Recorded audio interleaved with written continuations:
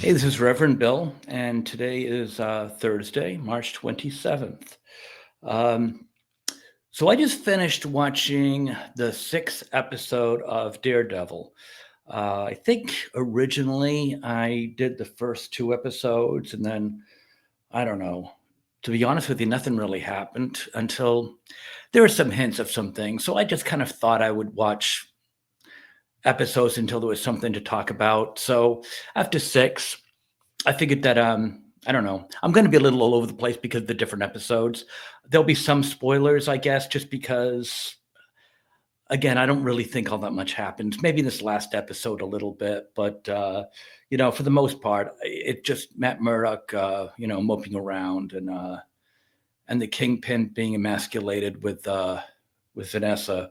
But anyway, just a few things I wanted to point out. I mean, I find overall, I find it disappointing. And the reason I find it disappointing is because I honestly get the impression that the actors know the characters, and I think the actors know what they need to do, but the terrible script writing and plots do not allow them to. It just doesn't.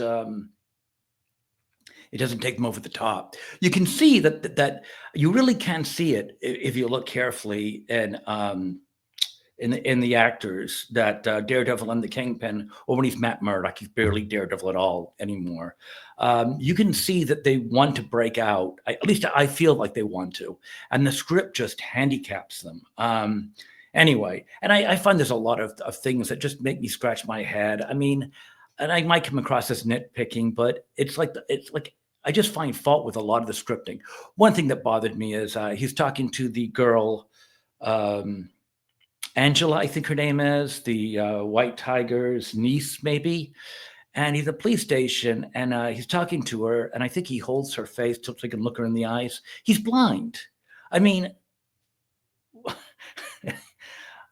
yeah, I know he's Daredevil, but he still can't see. So, what is the importance of making her look him in the eyes? Number one, he's got glasses on, so she can't see anything. And number two, he's blind anyway. So, I just found that kind of typical. It's like, did the writer sit back and decide, okay, make sure he looks her right in the face? It was silly.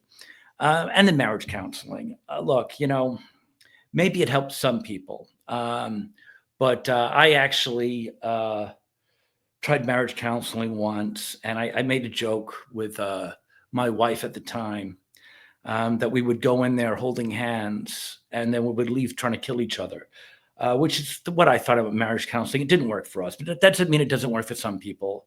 It didn't work for me. I don't see it working for the Kingpin. I mean, they just sit there all tense, and took me back to the days of when I was in the marriage counseling. And then there's this woman emasculating him, asking these questions and talking. She talked about, oh, tell me about your affair you had. Yeah, that's a great idea. Why don't you sit here and talk about another man in front of your husband who's very jealous? Brilliant move. That'll really help people. Um, I don't know.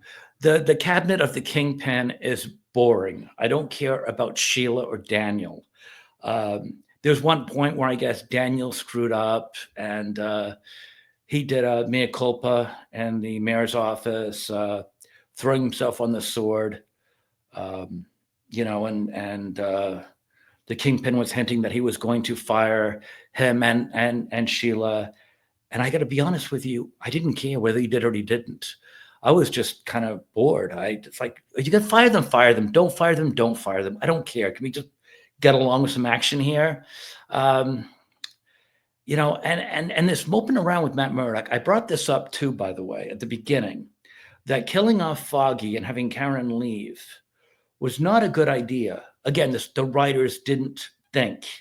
Okay, they were the vocal. They were uh, the verbal exclamation for what was going on with his head. They knew him so well, and they would go to the bar and then have a few drinks, and they'd talk about things, and you kind of knew between the three of them what was going on with Matt Murdock, Daredevil. Um, but when you get rid of them, what do you have? You've got a sullen, mopey Daredevil walking around with just Cherry. Cherry isn't going to confide in Daredevil and vice versa. And then there was a time, I think it was episode 4, if I'm not mistaken, where he gets into Frank Castle, the Punisher, and the Punisher starts telling Matt Murdock what's going on. And of course, he's right, but you wonder how would Frank Castle know? He's been in a room. I don't even know why he's in that room. Maybe I should go watch the Punisher again. Maybe it's in there, but he's in some room. It wasn't a prison, I don't think. I don't know what it was, but I got the impression he didn't leave there too often. And Matt Murdock came in as Matt Murdock, and the Punisher just started telling him all about himself. And I thought, oh, so we're finally getting some insight into what's going on in Matt Murdock. But it takes Frank Castle to actually tell us what's going on. That's pretty weak, in my opinion. There was some signs towards the end of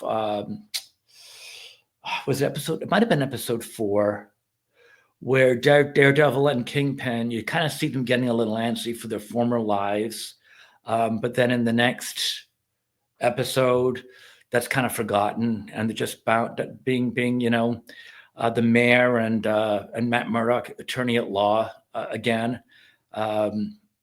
So again, that was like false promises, which just to me reminds me of Disney, who actually, as we all know, is behind this. Disney Plus makes these. Netflix did a much better job, but it's like Disney Plus always throws up this great promise.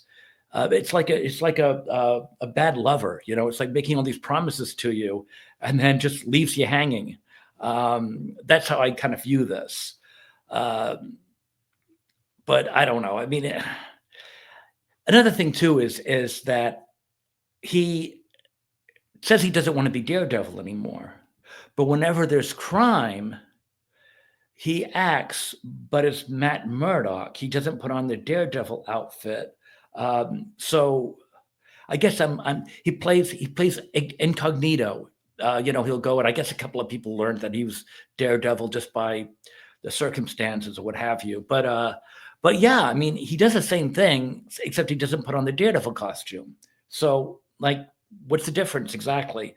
If he breaks a guy's jaw as Matt Murdock, it's better than if he breaks a guy's jaw as Daredevil. The costume makes the man.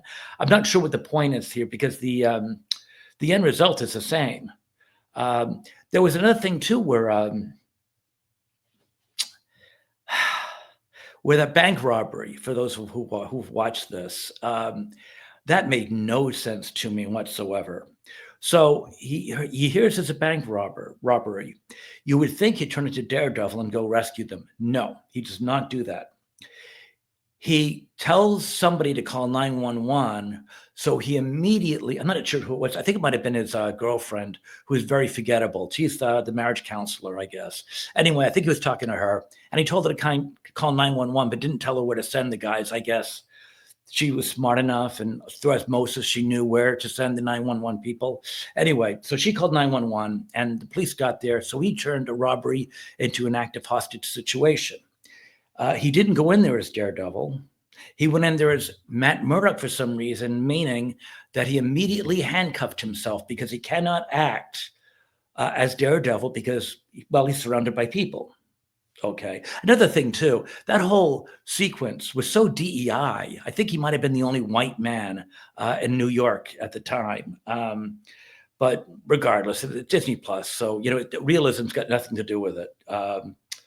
Anyway, and just in case anyone thinks it's we're just being jerks mentioning that. I mean, ask an African person if they'd like to see a movie Shaka Zulu, only for Shaka Zulu, have an Asian man play the role.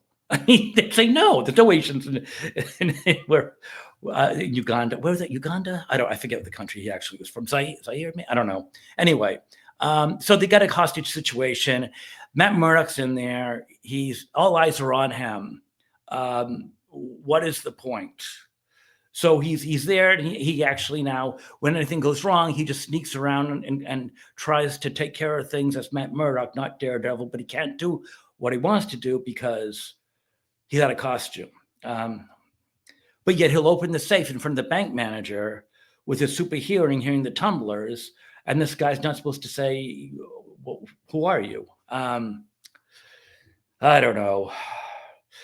But another thing too, there's a scene where the Muse, the villain, the serial killer in Daredevil, he gets a hold of Angela. Doesn't show how, doesn't show why. He's carrying her around. She's unconscious. Is she dead? No.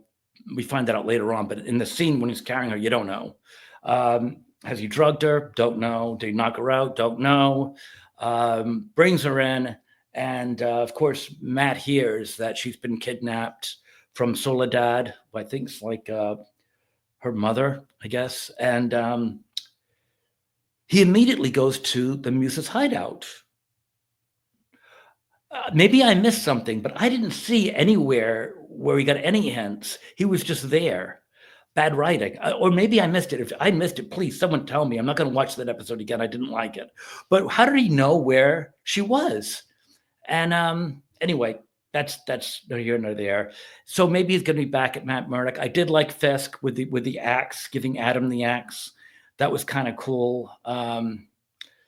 Because he probably felt guilty because he was taking advantage of guys. Like, give him a prayer, although he really didn't have a prayer against Kingpin. But anyway, so that's it. I'm not a big fan of Daredevil. I'm watching it for these podcasts. And I guess there's part of me that actually remembers reading Daredevil back in the 80s when it was one of my favorite comic books. And I'm hoping it could return to former glory. But plus, I hear in season 2, they're bringing back Foggy and Karen. Karen, I can understand bringing her back. She didn't die. I don't know how they're going to bring back Foggy. I just, it's Disney Plus, whatever. All right, guys. Hey, that's enough. If you do like this, please like, share, and subscribe. Let me know what you think. You got my email there, and you can do me comments if you want. And if you feel like you like something a little more uplifting, I'm also doing a channel for Awakenings, which is more spiritual, about my experiences with Jesus and fighting Satanists and evil. And I've been through some pretty wild things, so that you might find that interesting. So that would be Reverend Bill Ryan, Awakenings. But anyway, thanks for watching. Hopefully you liked it. If you did like it, like, share, and subscribe. Thanks. Bye.